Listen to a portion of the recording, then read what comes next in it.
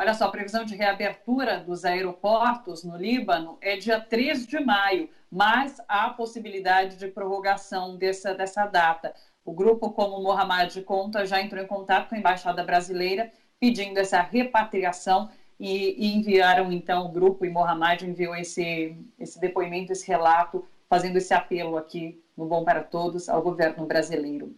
Olha só, no mundo todo a situação, já superamos 2 milhões de contaminados pelo coronavírus. Esses são dados da Universidade Johns Hopkins, que tem feito essa contabilização de casos confirmados em todo o mundo.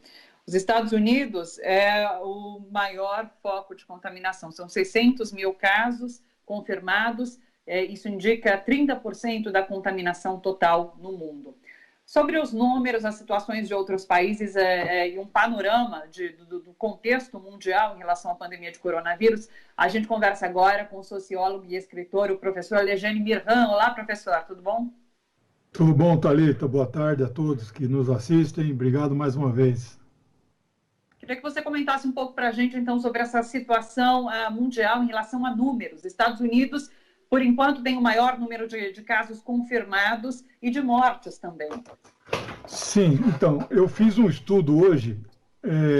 Nós, na Faculdade de Sociologia, a gente estuda muito estatística, né? E eu quero comentar os números do Brasil comparando com os números do mundo, né? E aí tentar mostrar que nós vivemos no Brasil uma falsidade. Esses números que são apresentados, eu mandei um link para o produtor do programa, não sei se vai ser possível colocar na tela para o pessoal ver enquanto eu falo, mas são 4 aspectos que são mentirosos em relação ao Brasil. Isso. Essa tabela, no canto direito, ela tem dados muito interessantes. O Brasil está em 14º lugar, mas eu quero comentar 4 aspectos, bem resumidamente, sobre o número de testes que são feitos. O Brasil faz 296 testes para cada milhão de habitantes. Dá um total de 60 mil numa população de 220 milhões. A Suíça faz 75 vezes mais, a Itália 56 e a Bélgica e os Estados Unidos 29 vezes mais. Ou seja, nós não testamos a nossa população. Nós não sabemos quem está com o vírus e quem não está. Centenas de pessoas estão morrendo sem saber o diagnóstico, estão sendo enterrados com outras causas das mortes. Então, essa é a primeira falsidade. A segunda falsidade é o índice de mortalidade, que no Brasil aparece com 5,5%. E eu não sei o que nós temos de diferente. Diz que Deus é brasileiro, né? Protege o Brasil. A Itália, o índice de mortalidade é 12,7%. A Inglaterra, 12,5%. A Bélgica, 12,1%. E a França, 11%. Por que nós temos a metade desses países? Nós somos melhores?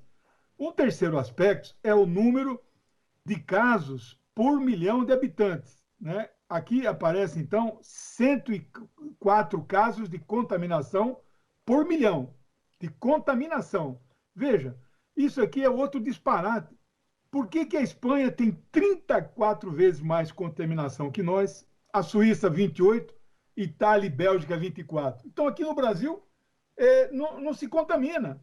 E a última coisa que eu quero comentar, Thalita, é o número de mortes por milhão. No Brasil são só 7. A Espanha e a Itália são 400 mortes por milhão. Então tem alguma coisa errada. E aí eu projetei uns números, não é para deixar as pessoas preocupadas. O próprio Dória reconheceu ontem que o caso de São Paulo é mais de 100 mil contaminados, apesar de só dar 20 nas estatísticas.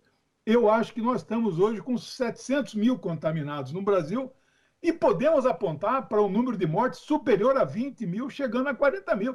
Isso são os números que estão mostrando, né? Então, esses são os comentários que eu tinha inicialmente para você.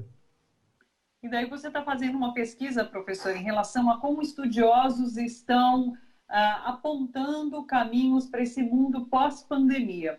E eu queria que você relatasse um pouco para a gente. Não há unanimidade entre estudiosos em relação a esse mundo pós-pandemia, né? Não há uma unanimidade. Eu aqui, de segunda-feira para cá, estudei mais ou menos uns 10 autores e autoridades, não só autores, mas eu pego declarações de muitas autoridades. Eu queria aqui citar alguns eu conheço pessoalmente, são colegas meus sociólogos de outros países, né? Mas eu queria só antes fazer aqui contar uma pequena fábula rapidamente do Christian Andersen, que é concorrente dos irmãos Grimm, que nós estudamos nos livrinhos de contos de fadas dele, né? E aí aquela lenda de o rei está nu, eu queria aqui só contar rapidamente como que surgiu essa palavra, o rei está nu. Por que eu vou entrar nisso? O capitalismo financeiro ficou nu, caiu a máscara por terra. E a história do rei nu eram dois alfaiates que eram trambiqueiros e convencem o rei e diz que vão ganhar dinheiro e vão dar para o rei a roupa mais linda que ele pode ter mostrado na história. E durante a solenidade na corte, perante os nobres, eles mostram a roupa e pedem para o rei vestir, mas não havia roupa nenhuma. Só que eles também contaram uma mentira, falaram, olha, esta roupa, quem não enxergar a beleza dessa roupa, não é filho legítimo da sua própria mãe. Nossa, todo mundo achou a roupa maravilhosa, mas não havia roupa nenhuma. E aí, um dia de uma festa nacional desse reino fictício, o rei em seu cavalo pelado, todo mundo elogiando a roupa bonita do rei, uma criancinha simples apontou, o rei está nu. Aí vem a história, caíram as máscaras do sistema financeiro, eles contaram uma história para nós, por 40 anos, nos enganaram, fizeram a cabeça das pessoas, né? Claro, não de uma parcela expressiva da população que não aceita isso, e agora nós estamos vivendo uma situação, o sistema foi pego por alguma coisa que ele não previa.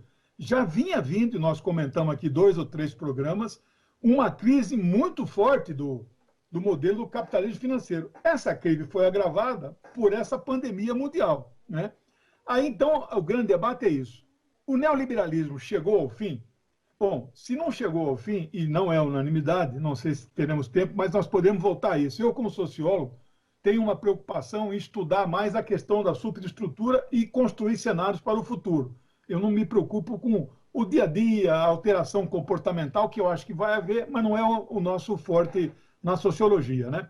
Bom, ninguém menos que o secretário-geral da ONU, o Guterres, né? Ele deixou claro o seguinte, essa pandemia deixou às claras as desigualdades no mundo e não é possível mais você continuar com isso. Então, isso vem pelo secretário-geral da ONU, que não é qualquer coisa. Um colega meu, Atílio Boron, sociólogo argentino, tive várias vezes com ele, ele usa uma frase muito interessante, né? O neoliberalismo produziu hoje um cadáver insepulto e sem nenhuma probabilidade de ele ressuscitar. Ou seja, ele está num otimismo tão grande, e eu não estou assim, nesse grau de otimismo, mas ele acha que o neoliberalismo está praticamente sepultado, né? Um analista internacional chamado Michael Zenke, ele faz uma crítica aos Estados Unidos no sentido de que o maior erro estratégico que a inteligência dos Estados Unidos cometeu foi não ter previsto a gravidade dessa pandemia. E vão pagar caro por isso, né?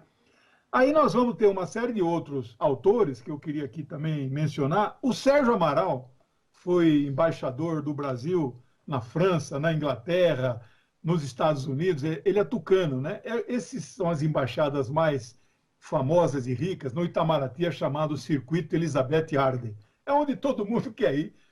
Esse embaixador, Sérgio Amaral, disse assim, acabando essa pandemia, 3 questões nós vamos ter que discutir. O papel do Estado, as desigualdades e o fim do neoliberalismo. Olha, isso vindo da boca de um embaixador desse nível, bom, aí veio outro, um cara que todo mundo conhece, está com 90 e tantos anos, Kissinger, foi secretário de Estado dos Estados Unidos entre 76 e 98, até Nixon, depois que Nixon renunciou, ele continuou. É o homem da estratégia, o pensador, é um think tank dos Estados Unidos, né? Ele disse o seguinte, ele está num impasse e está, assim, embasbacado, está impressionado, por quê? Ele é a favor do globalismo, do comércio global internacional, e na visão dele, este comércio e a movimentação de pessoas no mundo inteiro traz progresso e riqueza. Mas, de repente, aí o termo é dele, nós passamos a ter cidades muradas que nem na Idade Média. Aí, murada no sentido figurativo, que as pessoas estão fechando fronteiras. Então ele está embasbacado. Ou seja, ele é globalista, mas a globalização, como eles construíram nos últimos 40 anos, está em xeque. Então isso vindo da boca, né? E aí, para terminar, aí nós vamos entrar no Fiore, que eu não sei se ainda hoje vai dar tempo, eu só queria aqui dizer assim, tem algumas pessoas do meu círculo que dizem assim: o capitalismo está ferido de morte, não só o neoliberalismo. Eu já não comungo com esse ponto de vista. Por quê? Aí, numa formação muito clara, né, isso foi Lenin no começo do século XX, o líder da Revolução Russa, o capitalismo só será substituído por outro modelo se houver uma condição e uma articulação de forças políticas que permita essa substituição. Eu não vejo hoje esta possibilidade, mas vou além, Thalita, também como marxista. O próprio Marx fala que a substituição de um sistema, de um modo de produção para outro, seja do escravismo para o feudalismo, do feudalismo para o capitalismo, e no caso do capitalismo para o socialismo, só se dará com o desenvolvimento das forças produtivas e a alteração do modo de produção. Nós estamos percebendo alterações no modo de produção desde a década de 40, 50, com tecnologias novas, etc., robotização e tal. Mas não dá para afirmar que o modo se alterou e que as forças produtivas se desenvolveram a ponto de aparecer contradições e criar um novo sistema. Agora, uma coisa que eu não tenho dúvida, mas aí o Fiore tem dúvida, talvez a gente comente com ele na próxima semana, o neoliberalismo, eu estou convencido, não no otimismo do Atílio Boron, eu acho que não dá para a sociedade, para esses governos do mundo inteiro, que são neoliberais, com poucas exceções, voltarem a ser tudo como está. Então, é possível que hajam. Eu escrevi um artigo semana passada e amanhã escreverei outro, fazendo uma revisão do meu próprio trabalho de pesquisa. Então, eu vou desenvolver mais. Não é? Então, haverá modificação, mas não sabemos ainda a dimensão dessa modificação. Não é? Por exemplo, o controle dos capitais fictícios no mundo inteiro. Ele será feito ou os capitais terão plena liberdade no mundo inteiro para agir como vinham agindo até hoje, né? Eu não sei, Claro, acho que nosso tempo está esgotado. Semana que vem a gente volta a esse assunto, tá bom? Combinadíssimo, professor. Até semana que vem, então, Lejane Mirhan, sociólogo e escritor. Um beijo, até semana que vem. Obrigado, até mais semana que vem. Um beijo, tchau.